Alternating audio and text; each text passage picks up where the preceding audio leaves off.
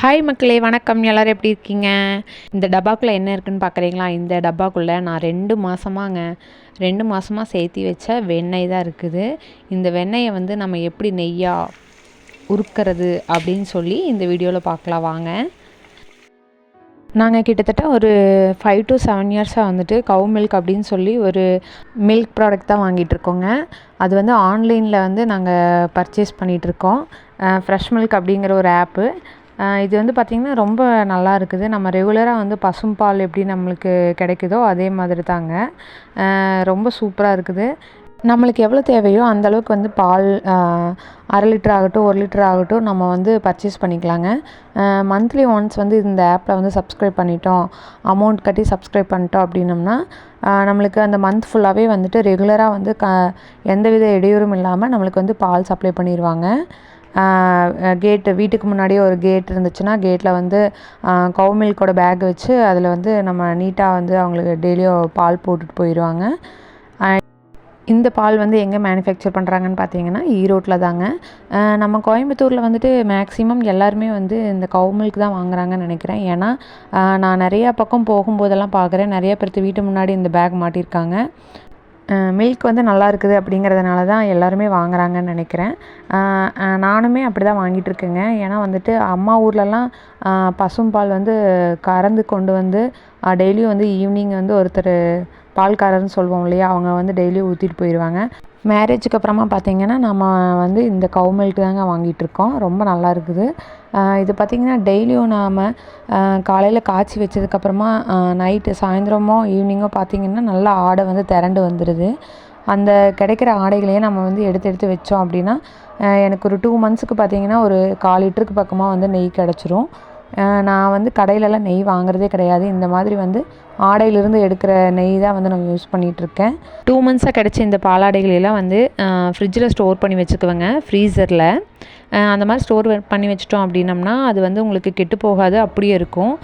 அதை வந்து நான் எடுத்து இந்த மாதிரி ஓரளவுக்கு ஆடைகள் சேர்ந்ததுக்கப்புறமா அதையெல்லாம் வந்துட்டு மிக்சியில் போட்டு நல்லா ஐஸ் க்யூப்ஸ் எல்லாம் போட்டு நல்லா மிக்ஸி ஜாரில் போட்டு அடிச்சிங்க அப்படின்னா கொஞ்சம் நேரத்துலேயே நம்மளுக்கு வந்து வெண்ணெய் கிடச்சிருங்க. அந்த வெண்ணெயை வந்து நம்ம இந்த மாதிரி ஒரு டப்பாவில் போட்டு வச்சுட்டு கடைசியாக வந்து நம்ம என்ன பண்ணலான்னா நெய் காய்ச்சலாம். நீங்கள் பார்த்தீங்க இல்லையா, இந்த மாதிரி டப்பாவில் இருக்கிற வெண்ணெயை வந்து நான் காய்ச்சினதுக்கப்புறமா எனக்கு ஒரு 200லேருந்து 250 கிராம் அளவுக்கு நெய் வந்து கிடச்சிது. நீங்களே பாருங்கள் எப்படி சூப்பராக இருக்குது இல்லையா.